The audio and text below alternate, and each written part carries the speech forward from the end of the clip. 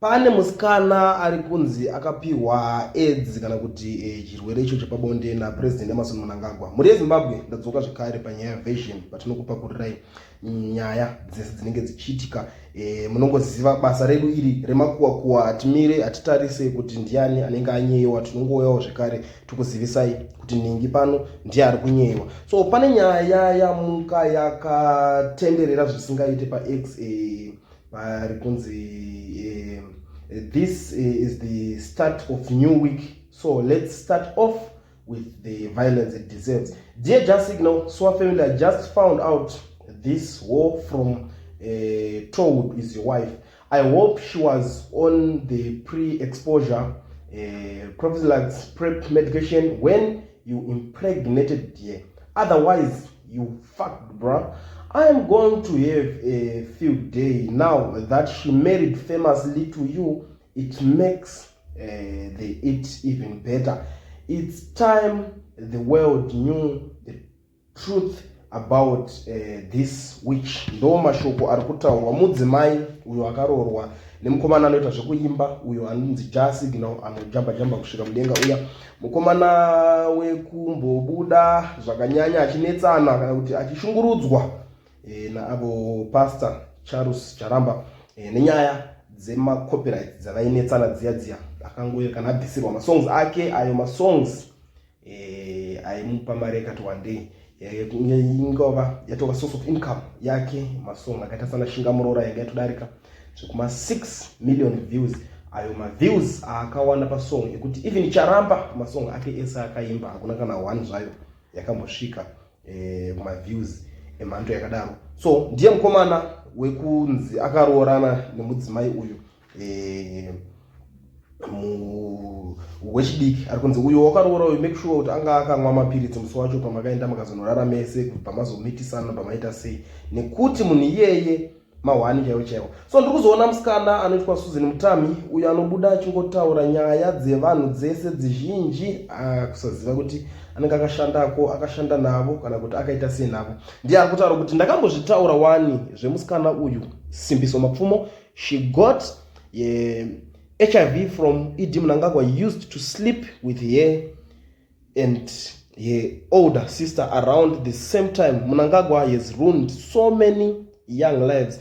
Vana vari kungofamba vachizora vanhu mukondomera kunze uko. Ndo mashoko ari kubuda pano muri yeZimbabwe atiri kusangana nawo ari kutaurwa naSusan Mutami achipindura papost iyo yanga yakataurwa yanga yatangwa achinzi pachipuwa yambiro kuna Just Signal achinzi tazoziva kuti uyo munhu ndiye mukadzi wako achiudzwa zvakawanda about that young lady achioneswa zvinhu zviri kuitika. So ndo nyaya yabva yatengwa naSusan Mutami uyo anongofamba achinongohaka nyaya dzese achiratidza kunge anenge akambopfura neko ende munhu anozviita kunge anga ari connected anga ari padhuze zvisingaite naPresident Emmerson Mnangagwa sekutaura kwaanenge achizviita. Aitombobuda achitaura kuti iye pachake ndiye akatopiwa maconnections ekunzi azoenda padhuze nezvearmy zvematongerwo enyika zvesecurity masecurity forces.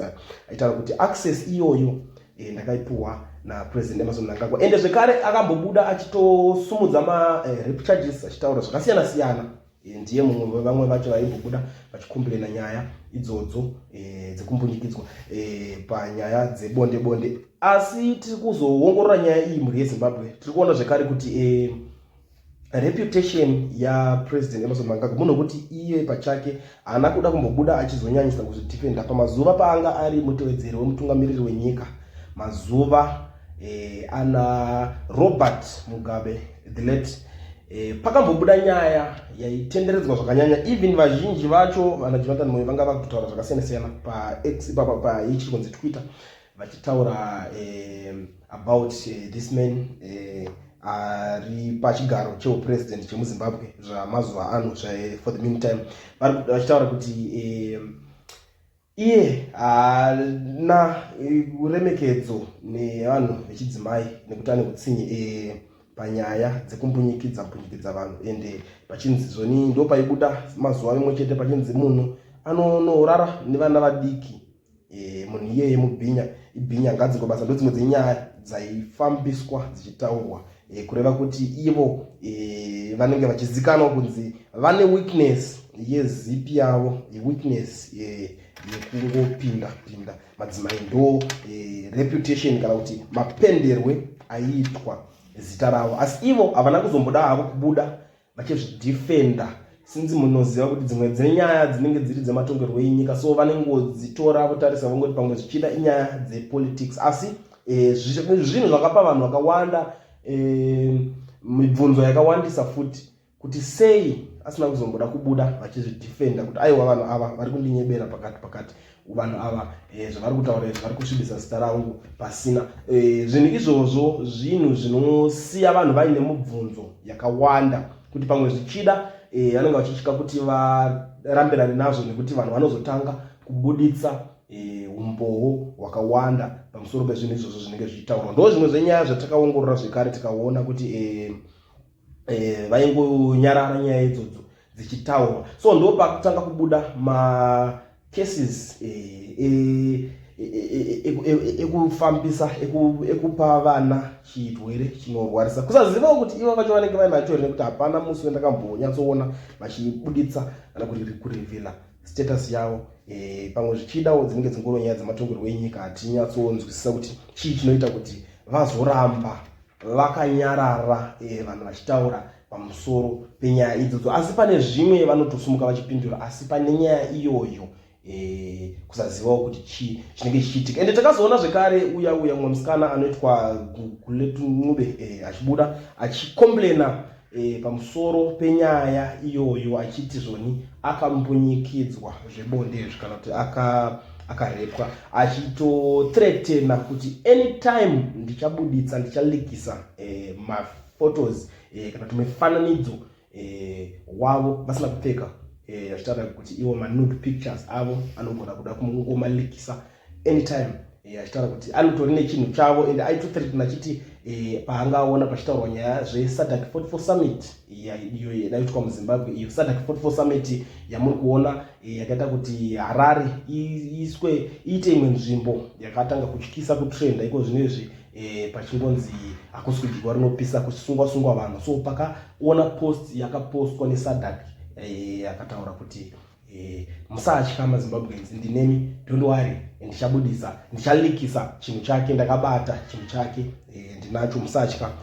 Ndo imwe yenyaya yatiri kuongorora futi tikuona kuti macases acho ari kuwanda, asi pavanhu vese vanenge vachitaura macases hapana akambobuda achizvirambirana naiyo. Asi panyaya iyi yemudzimai uyo wemukomana wechidiki anoita zvekuimba inotinetsei zvayo, nekuti vanhu vari kumutaurira iye kuti ndiye pamwe zvichida ndoko akapiwa muchirwere ichi chiri kungotaurwawo nevanhu, ari kungofungidzirwa kunzi ndoko akapiwa.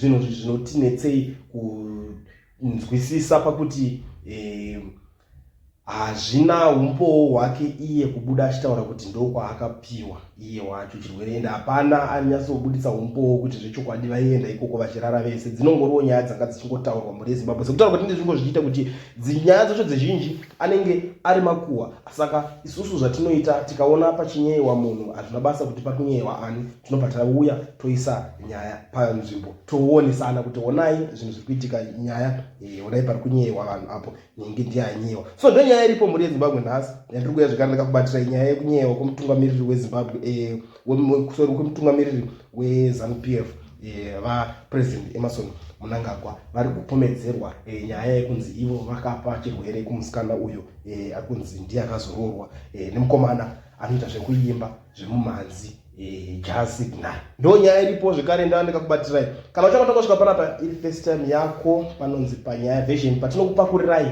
nhau dzese nemakuhwa ese anenge achiitika munyika yenyu yeZimbabwe. So zvakakosha kuti usiye walike this video. Tosangana pane rinotevera tichizivisana zvinhu zvese zvinenge zvichiitika munyika yedu